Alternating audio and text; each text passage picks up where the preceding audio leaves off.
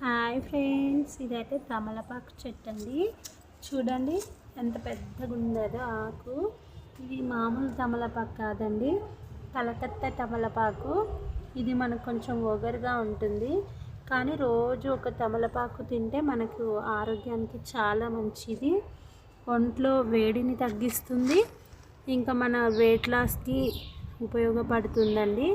తమలపాకు తేనెతో కానీ తినొచ్చు, లేదంటే వేడి నీళ్ళలో మరిగించుకొని తినొచ్చు ఫ్రెండ్స్. ఇదైతే మా పెరట్లో ఉంది. మీకు నచ్చితే లైక్ చేయండి.